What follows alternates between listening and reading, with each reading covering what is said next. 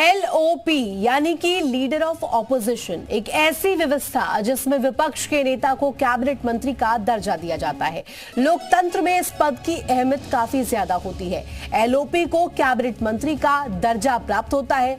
आज के कार्यक्रम में अधिकतर कैबिनेट मंत्री आगे की रो में बैठे हुए थे, लेकिन राहुल गांधी के लिए पीछे की कुर्सी रिजर्व कर दी गई थी, जिस पर कांग्रेस भिड़ गए।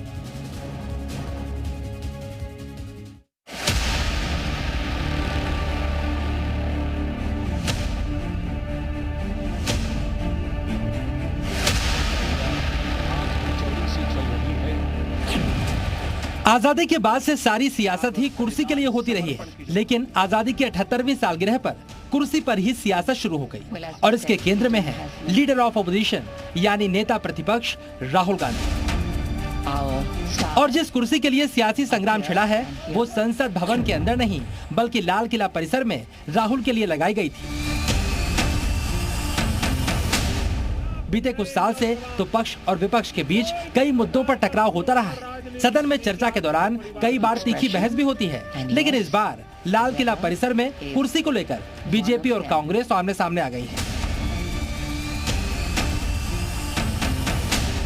मामला 15 अगस्त के कार्यक्रम में शुरू हुआ।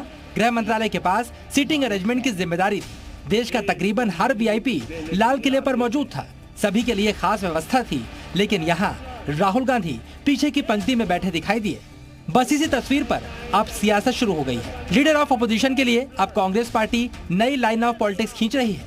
पवन खेड़ा ने इस अरेंजमेंट पर सवाल उठाए और राहुल को पीछे की पंक्ति में बिठाए जाने को अग्निवीर पर उनके आक्रामक स्टैंड से जोड़ दिया।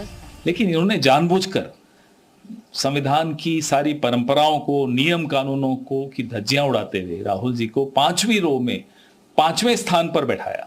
अच्छा किया कि खिलाड़ियों के बीच बैठाया, जहां उनकी बातचीत भी खिलाड़ियों से हुई, अच्छी बात है। लेकिन ये दिखाता क्या है कि या तो राजनाथ सिंह जी उस बात से आहत हैं कि अग्निवीर को लेकर राहुल गांधी ने उनको बहुत घेरा।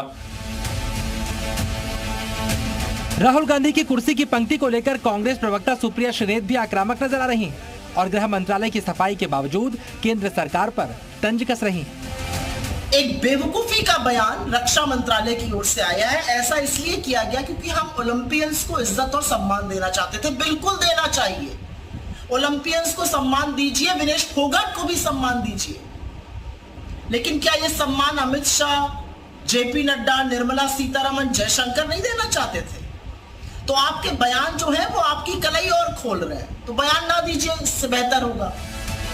जब देश आजाद हुआ उस वक्त ना तो पक्ष था ना विपक्ष, लेकिन अब 77 साल के बाद शायद ऐसा पहली बार है कि नेता प्रतिपक्ष की कुर्सी को लेकर पक्ष और विपक्ष आमने सामने है। ब्यूरो रिपोर्ट, जी मीडिया।